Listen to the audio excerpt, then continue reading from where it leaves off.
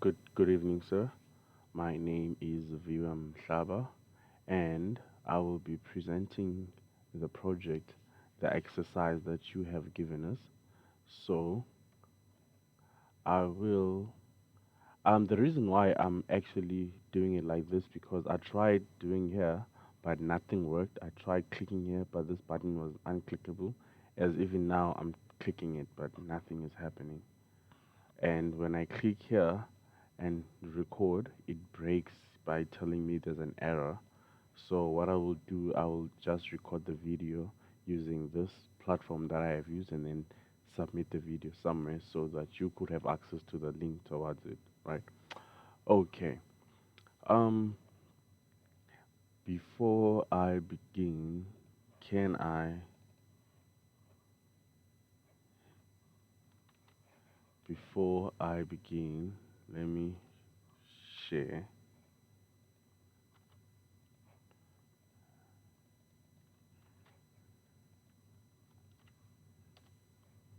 Okay.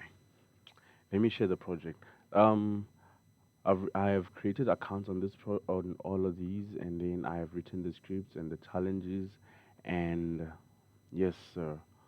So, how can I start the project?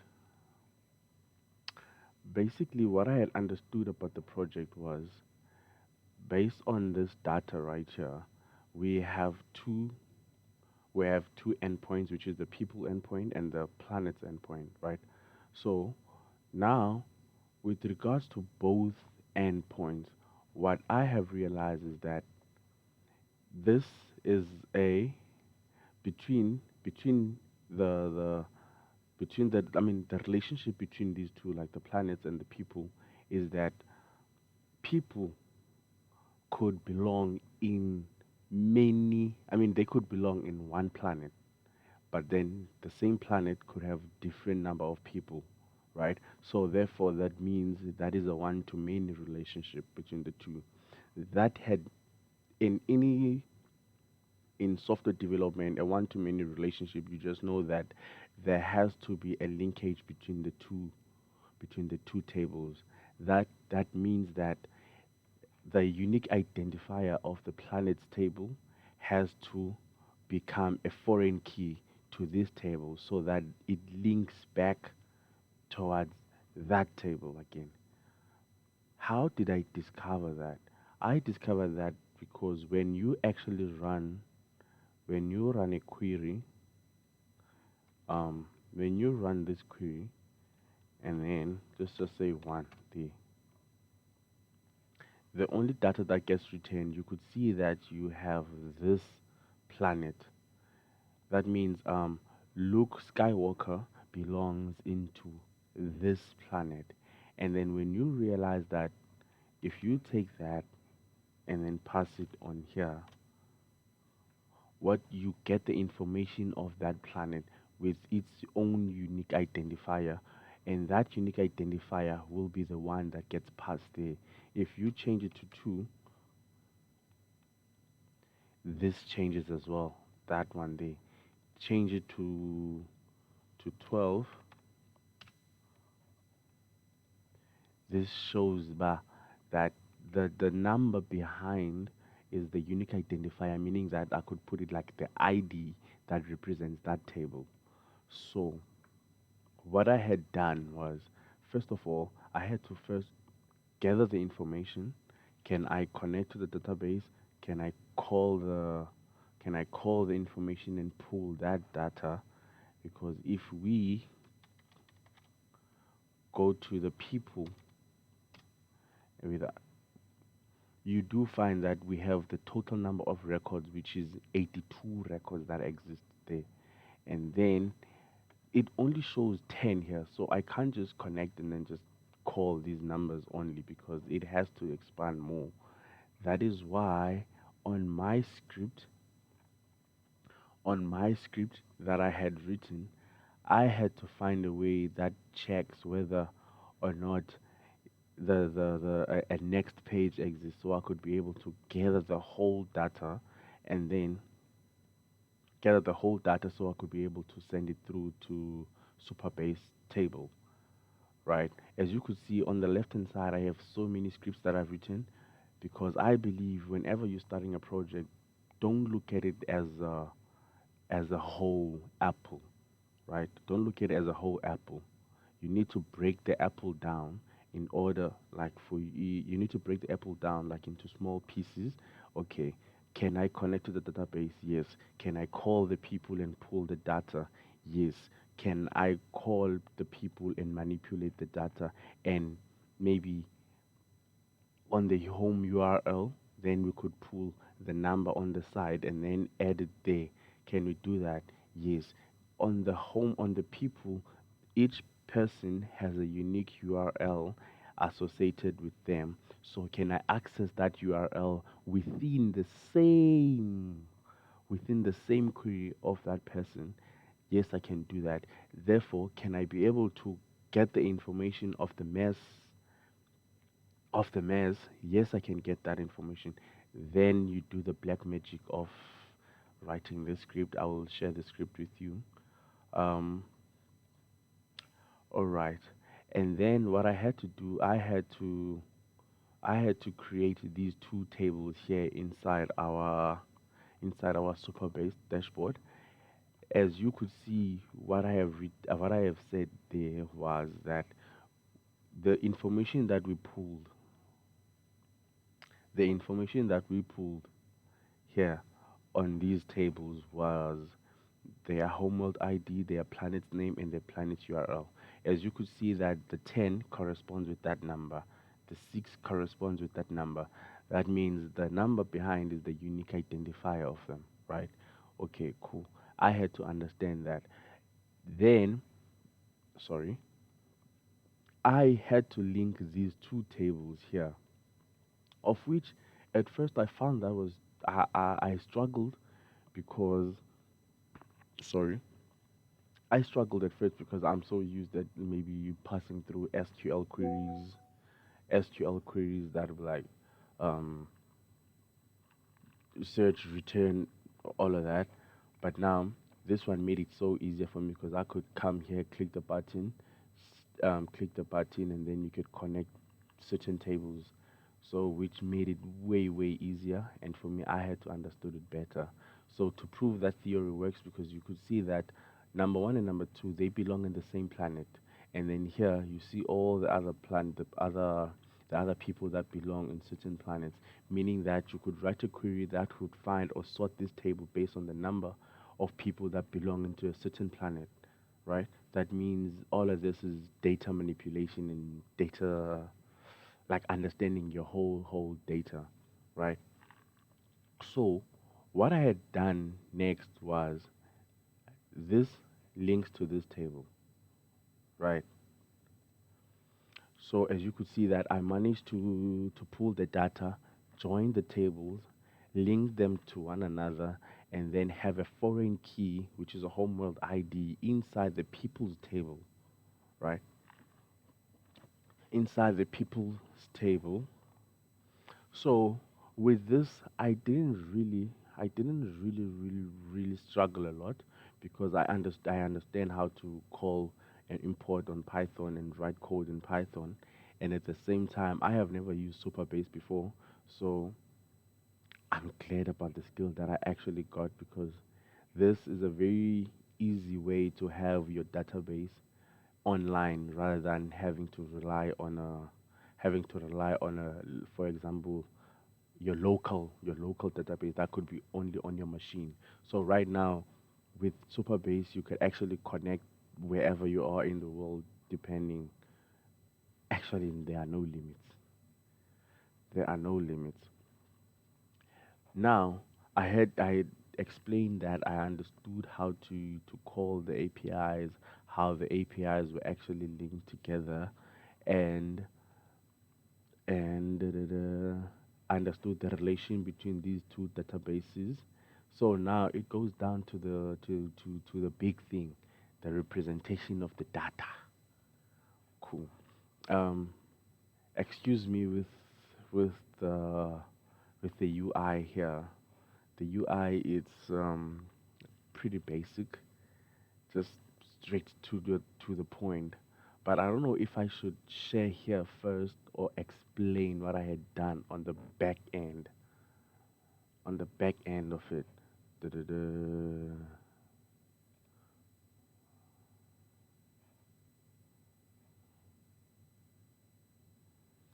Okay, let me start here. So, creating tables and queries was not an issue. It was just self-explanatory, and the documentation of Retool made it much more easier for me to understand how to manipulate the tables. And there's a great community as well of Retool. So it wasn't that difficult for me to actually populate into the databases, right? Because if you could see here, I just populated only the people's table and their mass, which I had to calculate because the mass was actually in kilograms, and then the mass had to be returned in a in a in pounds. Basically, we had to calculate the weight, and then the weight must is calculated as F is equal to mg, which is the gravity. And but there's an easier way. On the script, I have actually explained how that works. So I had here I have three tables. I wasn't sure how many tables I had to show. I wasn't sure how many tables I had to show, and I didn't want to write you the email again to ask you how many tables do I have to show. But then at the same time, I have the people's table, I have the people's table, and the planet's table. So if you see here, we have Luke Skywalker in planet Tatooine. Tatooine. Sorry, planet Tatooine. If we could actually prove that, we see that home ID number one belongs to planet Tatooine, and then if you can actually come here, you see that he actually belongs to this planet. So this retool made it actually easier for representing your data in a much more cleaner way. I would say it's more like the Power BI apps of Microsoft, which is I'm familiar with how to use them as well at the same time. But then if we come down on the real issue here, the real issue for me was here. Oh, all to find out that I made a blunder. I made a blunder because when you click the table here, you see this the row selection. Row selection was set to none. Therefore, when I generated the form, you have the you have like people's table selected row dot data. That means you reference this table right here. So I couldn't there was no data that was actually brought back to me because the initial setting of this table was set to none on row selection. So I thought I wasn't able to do this. Since then, ever since I started on working on it on Friday, when I promised to submit the project, I worked on it on Friday, and I did not understand what was I doing wrong at that time. So I googled a lot, googled a lot, googled a lot, googled a lot. Eventually, I discovered that it's more like those small blunders that I mean those typos, or maybe when you're writing code and then you have variable typo instead of saying I don't know, I can come, let's say you define a function on Python. Let's say the function is get car model type, right? And then you spell type the wrong way, so you have to debug and understand what's going on. But now with the latest IDEs, they actually self-explanatory because now you would see that, oh, there's a typo there. But this one I was not familiar with the retool, how it works and all of that. So I had to find a way, but then eventually I did find a way to it. So let's put it to the test. I wanted to add, but then since I promised to submit today, I wasn't able to add more features. but I know how to add, like, for example, if I want to create a form that adds more on this table, I could do that. If I want to add a button that deletes a certain row in this table, that I can do. But in this scenario, in this specific explanation, let me copy the link and share. Um, so as you could also see that we have here, which is actually what we selected, Luke Skywalker, and then if we select people ID 2, which is this guy, we get that. So right now, we could actually, let's say we want to update this one. Let's say you want to update this guy's name. So let's change the name to VM Saba. And then VM Saba weighs, how much do I weigh? I don't know. Let's just say I weigh 200 pounds. Big show. And update. So successfully updated, as you could see there. And then refresh.